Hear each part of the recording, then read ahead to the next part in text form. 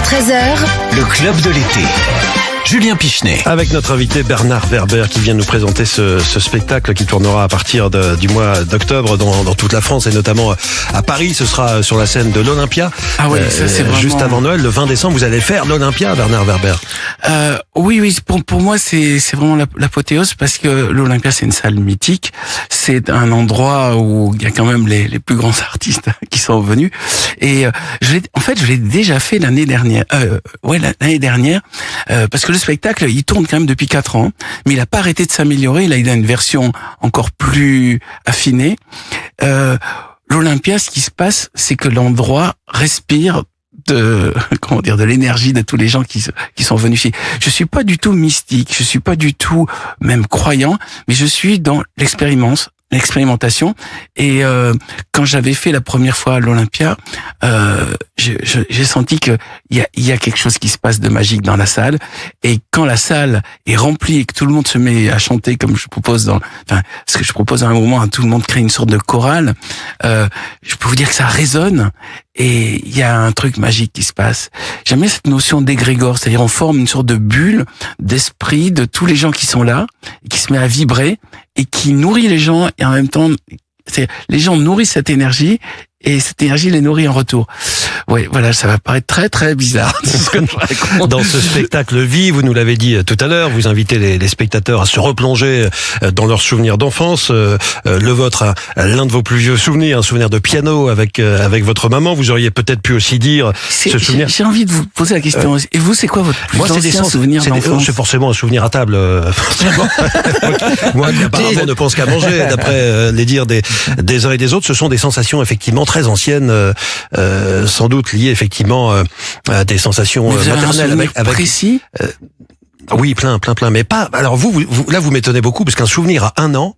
Oui, normalement on dit que c'est à partir de 3 ans. Je sais. Moi, ce sont des images, un voyage en train de nuit, peut-être un vieux voyage, un très très doux souvenir. C'est la première fois que je prenais un train de nuit pour aller en Bretagne en vacances, du côté de Bénodet au tout début des années 80, et ça m'a beaucoup marqué. J'étais avec ma maman et ma grand-mère, donc un côté très réconfortant avec le côté train de nuit, les décors qui défilent, etc. Une expérience un peu nouvelle, et je repense souvent à ce moment qui est un tout petit fait anodin, mais quand c'est un vieux souvenir, ça prend une dimension peut-être autre. Donc je me serais replongé peut-être là-dedans. Moi, c'est avant 3 ans, je vois un escalier en bois et j'écoute un disque sur un petit électrophone, une sorte de manche-disque, machin, et c'est Casimir. Ah bon? Et dans une histoire de Casimir où à un moment donné, le Casimir, il y a un autre monstre. En fait, c'est Casimir qui se déguise et il y a quand même une musique très inquiétante, que ça, machin. Et je me souviens d'être un petit peu Casimir qui est avec une histoire qui fait un peu peur. Et donc je me souviens de ces sensations-là. Ouais. Tout à l'heure, je vous disais qu'il y a des gens qui pleurent. En général, ils pleurent parce qu'ils revoient des gens qui sont perdus, notamment les grands-parents. Oui, bien sûr. Et quand ils revoient la scène, ils voient que ces gens étaient vivants, ils les entendent parler, et c'est ça qui provoque l'émotion. Ouais. Et c'est tout simple. La psychanalyse propose de revoir ses traumatismes d'enfance. Moi, je propose de voir les trucs hyper sympas de son enfance, et c'est très efficace pour avoir un sourire. On pleure d'émotion, oui, évidemment. Les gens, durant tout le spectacle, ont un sourire. C'est-à-dire, c'est surtout pas fait pour une prise de pouvoir comme l'hypnose, souvent l'hypnotiseur le font. C'est fait pour que les gens se détendent. C'est une sorte de petite parenthèse enchantée. À 10h19, on va pouvoir commencer notre portrait sonore. En général, on commence vers 10h07, mais on s'est laissé hypnotiser oui, c'est ça. Non, mais je propose à tous les auditeurs de juste se poser la question. C'est quoi mon plus ancien souvenir hyper agréable d'enfance, et de discuter entre eux, parce que dès le moment où on le fait, on se dit tiens, toi c'est du goût, moi c'est de la musique, moi ça peut être des sensations tactiles. Oui, il y a différents sens qui sont les différents sens qui sont sollicités, et déjà je crois que ça peut entraîner un débat. Et puis surtout arrêter de se plaindre, c'est-à-dire au lieu de se dire ça allait pas quand j'étais petit, dire attends, il y a un moment qui était vachement chouette quand j'étais petit. Déjà commencer à partir de ce point de vue-là. Finalement, Sébastien Bordenave, on a un bel aperçu en tout cas d'une partie du spectacle de Bernard Werber, Vie. Écoutez ça. Je suis roi des fous, mis entre mes petits, tyrannique gentil. Bernard Werber, vous avez toujours écrit, première nouvelle à l'âge de 7 ans, c'était les aventures d'une puce. Quand vous étiez à l'école, le professeur s'est marré parce que vous saviez pas trop que le père de la puce n'était pas un puceau et sa mère n'était pas une pucelle. C'est ce que vous aviez écrit dans la nouvelle. Voilà, c'est la première phrase. C'était mon père une puce. Mon père est un puceau et ma mère est une pucelle et je suis une puce. Et il m'a dit, je peux pas t'expliquer pourquoi, mais un jour tu comprendras que cette phrase est marrante. Et vous l'avez évidemment gardé. Alors, quelques années, vous vous ennuyez au lycée, vous faites déjà des journaux, vous écrivez énormément. J'ai aucune mémoire. C'est-à-dire que le lycée est basé sur retenir des noms des fleuves et des capitales et des dates de bataille. Et je retenais rien. Et puis j'étais incapable de raconter des récitations. C'est un vrai problème pour un enfant qui a pas de mémoire. Du coup, j'arrêtais pas de créer des systèmes nouveaux. Parce que je n'arrive pas à mémoriser les systèmes anciens. Vous êtes dans les années 80, après avoir fait des études de droit et de criminologie, journaliste scientifique au Nouvel Obs. Et en parallèle, il y a un énorme projet qui vous prend plus de 10 ans.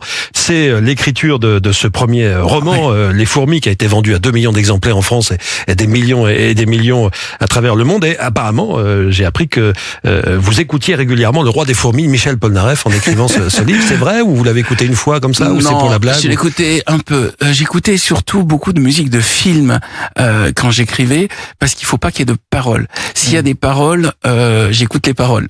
Oui. En fait, même quand il y a la musique de fond dans les restaurants, j'écoute les musiques de fond. J'écoute tout. Je sais pas si ça vous fait. Mais c'est vrai que quand je travaille en open space, on met souvent de la musique et pareil, si c'est une musique française, je zappe tout de suite parce qu'il y a des paroles, donc j'ai envie de chanter, j'ai envie de machin. Alors que un instrumental, musique de film, de la techno aussi, où effectivement ça amène un rythme de travail, ça peut, ça peut effectivement donner une énergie. Et écrire sous musique, j'en discute avec mes autres amis, avec d'autres amis auteurs.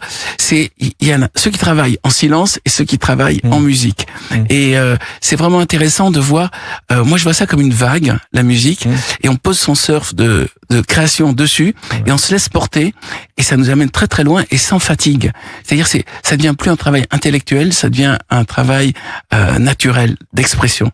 Voilà, une autre archive, Bernard Werber, avec Anatoly Karpov, à qui on demandait ce qui lui plaisait le plus dans les échecs après toutes ces années. J'ai grandi comme joueur d'échecs et j'ai ensuite été le plus jeune champion national d'échecs à 15 ans.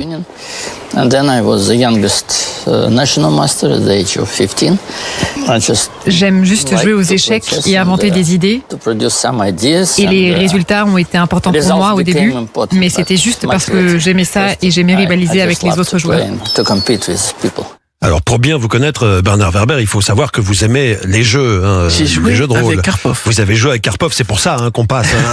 Les archives de Karpov, ça c'est quand même. Et ce type a l'air des méchants des James Bond. Ah oui, c'est-à-dire, de toute façon, il était au KGB et tout. Et la manière dont il joue, il fait souffrir les autres adversaires. On était 12, c'était au Salon du Livre de Donc Paris. c'était 12 écrivains face à Karpov. 12 écrivains et champions d'échecs. Et moi, j'avais qu'une idée, c'est surtout ne pas être le premier viré. Ouais. Et au final, j'ai été le dernier viré. Ouais, vous avez résisté à Karpov. Mais pour une raison simple, c'est que j'ai rien fait pour gagner. C'est-à-dire, j'ai renoncé. Et deuxièmement, il fallait sourire. C'est-à-dire que je voyais que les autres, au bout d'un moment, ils suaient et ils souffraient. Je me suis dit, ok, il faut sauver les apparences. Quoi qu'il fait, je joue, je souris. Et puis surtout, j'ai compris un truc. Karpov, en fait, c'est un joueur de défense.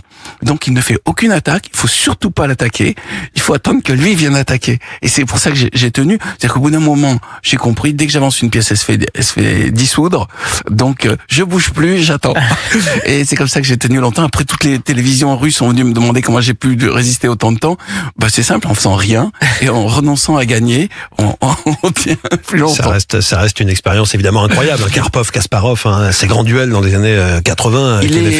Je pense que Kasparov est plus gentil. Oui. Karpov, il y avait une sorte le nom déjà fait un petit peu peur. La manière dont il joue, je sais pas, pour les joueurs d'échecs, il y a quand même une psychologie qui transmet, et il joue méchant. Il joue méchant avec l'envie d'humilier l'autre. Alors que Kasparov, je pense, est plus sportif. Autre expérience, on parle d'expérience, jouer aux échecs contre Karpov, ça c'est fait. Les traîtres aussi, ça c'est fait.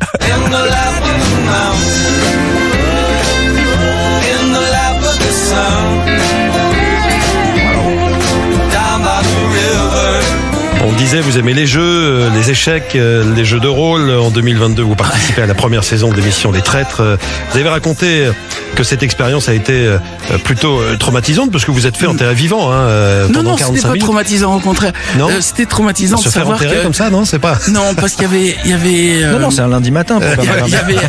Il y avait Elsa qui était à côté, qui était claustrophobe. Donc j'avais très peur. On était 4, et si un échouait, on a échoué tous. Donc au moment où on a été, on est arrivé, il y avait des cercueils, il y avait il y avait des types avec des pelles, puis je suis rentré dans le cercueil en me demandant pourvu qu'elle se tienne.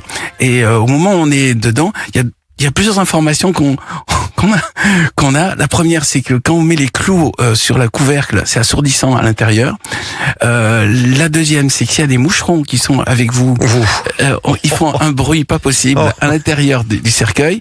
Et la troisième, il faut surtout pas péter, parce que si vous pétez, vous respirez en votre propre proute au circuit fermé. Écoutez ce conseil. Des fois, vous êtes dans un cercueil. Voilà. Si vous êtes enterré vivant, écoutez le conseil de Bernard Werber. Et ils nous ont mis, on sentait le poids de la terre. C'est-à-dire qu'on était enfoncé sous terre et on sentait le poids de la terre. Il y avait un walkie-talkie et on pouvait se parler entre nous. Donc moi, justement, j'ai utilisé les techniques de méditation et d'hypnose pour calmer Elsa, pour lui dire de respirer, de se détendre, parce qu'elle était en train de paniquer à l'intérieur de son cercueil. Je comprends. Moi, je suis claustrophobe et je ça a duré. Alors, j'ai demandé à Eric-Antoine combien de temps on peut tenir dedans. Il m'a dit, tu vas voir, ça va aller. Et puis à la fin, j'ai demandé combien de temps on a tenu. 1h30. Ouh là là. 1h30 dans un cercueil sous terre. Mais tout le temps, vous savez, vous pouvez supporter une épreuve si vous dites qu'il y a quelqu'un à côté qui fait la même chose. Non, qu'il souffre plus que vous. Encore plus et qu'il faut aider. Donc si vous devez aider quelqu'un, ça devient insupportable. Oui, ça. J'ai jamais eu. Non, j'ai pas du tout été traumatisé. Au contraire, j'étais très fier.